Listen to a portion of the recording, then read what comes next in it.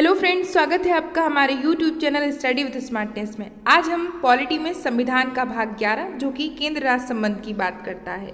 ठीक है, इससे पहले हमने पिछले वीडियो में संविधान का भाग 10 पढ़ा था जो कि अनुसूचित जनजाति क्षेत्र के विषय में बात करता है। तो ये आपके एग्जाम पर्पज से बहुत इंपॉर्टेंट है। और फ्रेंड्स, आप हमारे टेलीग्राम चैनल को भी ज्वाइन कर सकते हैं स्टडी विद स्मार्टनेस में। वहाँ चैनल की लिंक और PDF प्रोवाइड कराई जाती है जो आपकी एग्जाम प्रिपरेशन को बहुत स्ट्रॉन्ग करती है। तो चलिए स्टार्ट करते हैं आज संविधान का भाग 11 केंद्र राज्य संबंध। फ्रेंड्स, संविधान का भाग 11 केंद्र राज्य संबंध की बात करता है। इसमें 245 अनुच्छेद से 263 अनुच्छेद शामिल हैं। अगर हम भारत की बात करें तो भारत में संघात्मक शासन व्यवस्था है। संघात्मक शासन व्यवस्था का अर्थ और एकात्मक शासन व्यवस्था का अर्थ ये भी हम देखेंगे। संघात्मक शासन व्यवस्था की बात करें तो इसमें केंद्र और राज्य को अपनी अलग अलग शक्तियों का विभाजन है। ये दोनों जितना चाहें अपने विषय पर इन्हें शक्ति प्राप्त है। ठीक है, यानी कि इसका अर्थ है कि यह एक प्रकार का ऐसा शासन होता है जहां केंद्र के पास भी शक्ति प्राप्त होती है और राज्य के पास भी शक्ति प्राप्त होती है। जबकि एकात्मक शासन व्यवस्था की बात करें तो वहां पर केंद्र की शासन शक्ति चलती है, यानी केंद्र सरकार जो कहती है वही कानून लागू होते हैं। फ्रेंड्स, अब हम देखेंगे संघात्मक शासन व्यवस्था कहाँ कहाँ लागू है। तो ये भारत, अमेरिका जैसे देशों में, जबकि एकात्मक शासन व्यवस्था ब्रिटेन, चाइना, इटली इत्यादि देशों पर लागू है। ठीक है, अब चलते हैं हम अनुच्छेद के तहत। सबसे पहला अनुच्छेद आता है 245। इसमें क्या कहा गया है कि संविधान के 245 अनुच्छेद में संसद भारत के संपूर्ण राज्य के क्षेत्र अथवा किसी भाग के लिए कानून बना सकती है। यानी संसद को यह शक्ति प्राप्त है कि वह इससे संबंधित किसी भी विषय पर कानून बना सकती है जो हमारे भारत के संपूर्ण राज्य अथवा किसी राज्य के लिए लागू होता है। फ्रेंड्स, जो केंद्र राज्य संबंध है ये कहाँ से लिया गया है, ये प्रणाली कहाँ से ली गई है, तो आप ये भी याद रखें ये कनाडा से लिया गया है। नेक्स्ट आर्टिकल है 246। ये क्या कहता है कि विषय के आधार पर केंद्र और राज्य की विधायी शक्तियों का बंटवारा 3 सूची के माध्यम से किया गया है। कौन कौन सी सूची है वह? संघ सूची, राज्य सूची और समवर्ती सूची, जिनका उल्लेख हमने पढ़ा है कि हमारे संविधान की 7वीं अनुसूची में वर्णित है। 3 सूचियों का वर्णन, संघ सूची, राज्य सूची और समवर्ती सूची। तो इस पर कानून बनाने की बात आती है, इस पर विधायी शक्तियों की बात की गई है। तो केंद्र और राज्य इस पर बंटवारा करती है। चलिए अब हम इसे अच्छे से समझते हैं। हमारे संविधान की 7वीं अनुसूची में केंद्र सरकार यानी कि संसद और राज्य सरकार यानी कि विधानमंडल की शक्तियों के बंटवारे में 3 सूचियां रखी गई हैं। ठीक है, ये सूचियां हैं संघ सूची, राज्य सूची और समवर्ती सूची। फ्रेंड्स, तो संघ सूची पर कानून बनाने का अधिकार किसको होता है? संसद को होता है। जबकि राज्य सूची पर कानून बनाने का अधिकार किसे होता है? विधानमंडल पर होता है। और समवर्ती सूची जहां पर संसद और विधानमंडल दोनों ही कानून बना सकती हैं। तो आप इसे याद रखें, बहुत इंपॉर्टेंट है। ये 3 सूचियां हैं और इन पर अधिकार की बात की गई है कानून बनाने की। ठीक है, अब एक चीज और कि जो केंद्र शासित प्रदेश होते हैं, यूनियन टेरिटरीज होती हैं, तो आप वहां पर भी सोचेंगे कि कानून बनाने का अधिकार किसे होता है? तो यूनियन टेरिटरीज पर यानी कि केंद्र शासित प्रदेशों पर कानून बनाने का अधिकार संसद को प्राप्त है। ठीक है, बहुत इंपॉर्टेंट है, उसे याद रखें। इसमें कुछ कंडीशंस भी दी गई हैं कि किन कंडीशन पर कानून बनाने का अधिकार। तो राष्ट्रपति शासन की स्थिति, जब राष्ट्रपति शासन लागू होता है, राष्ट्रीय आपातकाल की स्थिति और राज्यसभा द्वारा संबंधित राज्य की सहमति से कानून बनाने का अधिकार। अब हम देखेंगे राष्ट्रपति शासन कौन से अनुच्छेद में है और राष्ट्रपति आपातकाल कौन से अनुच्छेद में है। हम राष्ट्रपति शासन की बात करें तो इसे 356 आर्टिकल में रखा गया है, जबकि राष्ट्रीय आपातकाल की बात करें तो इसे 352 अनुच्छेद में रखा गया है। तो फ्रेंड्स, अब हम देखते हैं ये 30 सूचियों में कौन कौन से विषय आते हैं। तो यहाँ पे आप देख सकते हैं कि संघ सूची में सबसे पहले हम देखेंगे सुरक्षा, स्टॉक मार्केट से संबंधित विदेशी मामले, युद्ध, अंतर्राष्ट्रीय संधि, मजदूर संगठन, विदेशी ऋण, बैंकिंग, वायु, जल, परिवहन, जनगणना और अंतर्राज्यीय नदियाँ। यानी कि इनमें ऐसे विषयों को रखा गया है जो कि राष्ट्रीय महत्व के हैं। ठीक है, इसमें कितने विषय हैं? तो इसमें 100 विषय शामिल हैं संघ सूची में। अगली सूची है राज्य सूची। इसमें कौन कौन से विषय हैं? कृषि, पुलिस, राज्य से संबंधित। ठीक है, जेल, न्याय, सिंचाई, इस प्रकार के विषय आप देख सकते हैं। पंचायती राज हो गया, हमने पढ़ा है। भू राजस्व व्यवस्था और लोक स्वास्थ्य से संबंधित इसमें विषय आते हैं। तो राज्य सूची में मूल संविधान में 66 विषय थे। अभी वर्तमान में कितने विषय हैं? 62 विषय। अब आती है समवर्ती सूची। तो समवर्ती सूची में कौन कौन से विषय हैं ये भी हम देखते हैं। शिक्षा, मजदूर संगठन, जनसंख्या नियंत्रण, राष्ट्रीय जलमार्ग, जंगल इत्यादि। तो समवर्ती सूची में जो है कानून बनाने का अधिकार हमने पढ़ा है संसद और राज्य विधानमंडल को है। ठीक है, इसमें कुछ ऐसे विषयों को भी शामिल किया गया है संशोधन के माध्यम से। वह कौन सा संशोधन था? तो वह 42वां संशोधन था। और 42वां संशोधन कब हुआ था? 1976 में। कौन कौन से विषय शामिल कर दिए गए हैं? तो याद रखें आप, वन, शिक्षा, जनसंख्या नियंत्रण, परिवार नियोजन और जानवर, पशु पक्षी इत्यादि के बारे में इसमें किसमें शामिल किया गया है? तो आप याद रखें, इन्हें समवर्ती सूची में शामिल कर दिया गया है।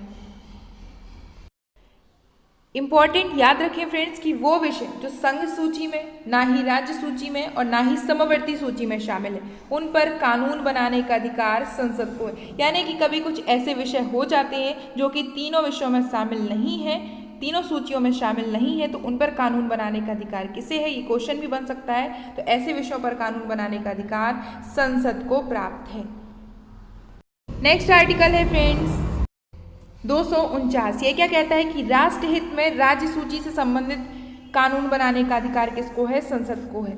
ठीक है, यानी इसमें ऐसे विषय आते हैं जो राष्ट्रीय हित से संबंधित है, तो ऐसी कंडीशन पर राज्य सूची से संबंधित विषय पर कानून बनाने का अधिकार संसद को है। ये क्वेश्चन भी बन सकता है, क्योंकि वैसे तो विधानमंडल वहां पर कानून बनाता है, लेकिन जो राष्ट्रीय हित से संबंधित विषय होंगे वहां पर कानून संसद बनाएगी।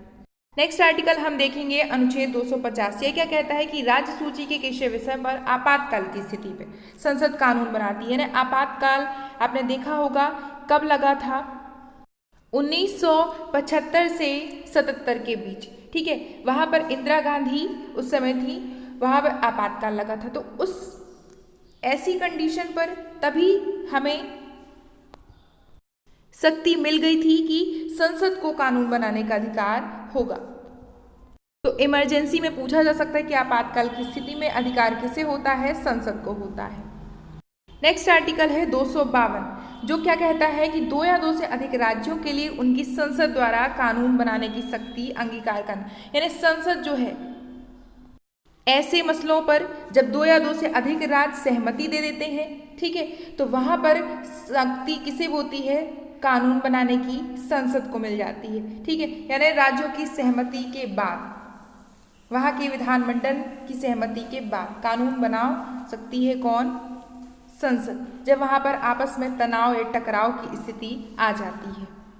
नेक्स्ट आर्टिकल है 257, कुछ मामलों में संघ का राज्यों के ऊपर नियंत्रण।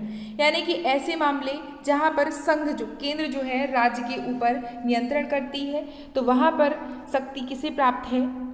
केंद्र को शक्ति प्राप्त है कि वे राज्यों को आदेश दे सकती है। ठीक है, ऐसे मामले कौन कौन से हैं? तो हम देखेंगे अगर राज्य की रेलवे संपत्ति की रक्षा, संचार साधनों के रखरखाव की बात करें, ठीक है, प्राथमिक स्तर की शिक्षा की बात करें या शिक्षा की बात करें या अनुसूचित जाति के कल्याण की बात करें, तो ऐसे मामलों पर संघ का राज्यों के ऊपर नियंत्रण होना। ये कौन से आर्टिकल में बताया गया है? आर्टिकल 257। नेक्स्ट आर्टिकल है फ्रेंड्स 262।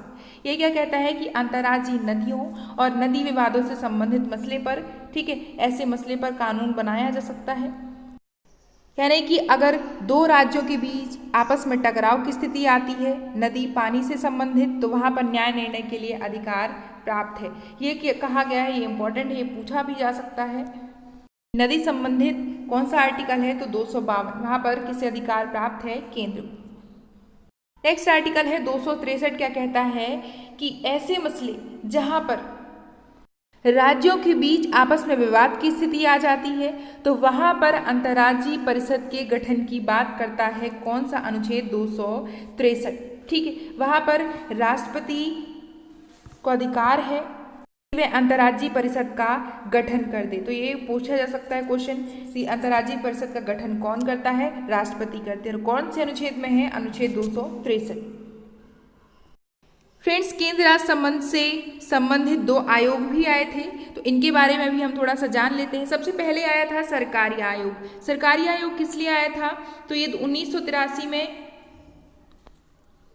आया था। यह 3 सदस्यीय आयोग था और इसने केंद्र राज्य सरकार की बात की। इसने क्या कहा था कि वह केंद्र और राज्य सरकार के बीच सभी व्यवस्थाओं और कार्य पद्धतियों के लिए, वहाँ की व्यवस्था के लिए परीक्षण की बात कर रहा था। जो भी हो, नए परिवर्तन हो, एक प्रामाणिक सॉल्यूशन हो, तो सरकारी आयोग ने अपनी सहमति दी थी, वहाँ पर सिफारिश की थी। और इसमें 3 सदस्य कौन कौन से थे? तो शिवरामन, M.R. सेन, एक सरकारिया यानी R.S. सरकारिया, ये 3 सदस्य थे। इसके बाद आया पुंछी आयोग। इसने भी सिफारिशें की, 2007 में आया था। पुंछी कौन थे? मदन मोहन पुंछी, ये उच्चतम न्यायालय के मुख्य न्यायाधीश रहे। 4 सदस्यीय आयोग था। इसमें कौन कौन से सदस्य थे?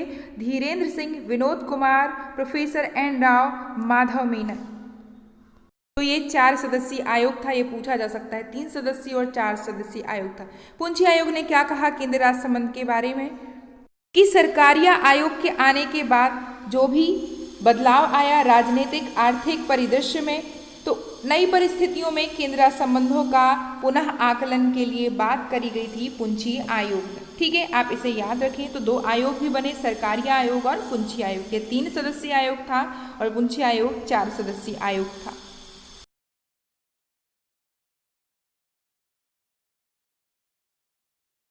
चलिए अब इससे रिलेटेड हम क्वेश्चन सॉल्व करते हैं। तो पहला क्वेश्चन है, कौन सा राज्य सूची में नहीं है? कृषि, जेल, सिंचाई या सुरक्षा? तो हम जानते हैं कृषि, जेल, सिंचाई ये तीनों राज्य सूची के विषय हैं, जबकि सुरक्षा राज्य सूची में शामिल नहीं है। नेक्स्ट क्वेश्चन है, शिक्षा को किस संविधान संशोधन द्वारा राज्य सूची से हटाकर समवर्ती सूची में शामिल किया गया? तो हम जानते हैं 42वें संविधान संशोधन 1976 के तहत, यानी ऑप्शन नंबर बी हमारा राइट आंसर होगा। नेक्स्ट क्वेश्चन है, समवर्ती सूची में कौन सा विषय है? दिवालियापन, कृषि, भू राजस्व या श्रम कल्याण? तो समवर्ती सूची का विषय है श्रम कल्याण। ऑप्शन नंबर डी हमारा राइट आंसर होगा। नेक्स्ट क्वेश्चन है, कौन सा विषय केंद्र सूची में नहीं है? तो केंद्र सूची में जनगणना, बैंकिंग, मजदूर संगठन, विदेशी। जनगणना है, बैंकिंग है, विदेशी, जबकि मजदूर संगठन नहीं आता। ये कौन सी सूची में आता है? तो ये समवर्ती सूची में आता है। क्वेश्चन है फ्रेंड्स, बहुत इंपॉर्टेंट क्वेश्चन है कि भारतीय संविधान की समवर्ती सूची की धारणा किस देश से ली गई है? तो समवर्ती सूची की धारणा ली गई है ऑस्ट्रेलिया से। ऑप्शन नंबर सी हमारा राइट आंसर होगा। जबकि संघात्मक शासन व्यवस्था की बात करें तो वह कनाडा से ली गई है। नेक्स्ट क्वेश्चन है, बहुत इंपॉर्टेंट क्वेश्चन है कि कौन सा विषय राज्य सूची के अंतर्गत नहीं आता? तो हमारे ऑप्शन है कृषि, लोक स्वास्थ्य, पंचायती राज और रक्षा। तो हम देखेंगे ये तीनों विषय राज्य के महत्व के हैं, जबकि रक्षा इसमें शामिल नहीं है, वह आता है संघ सूची में। ठीक है, आप क्वेश्चन देख सकते हैं। तो इसका राइट आंसर होगा ऑप्शन नंबर डी।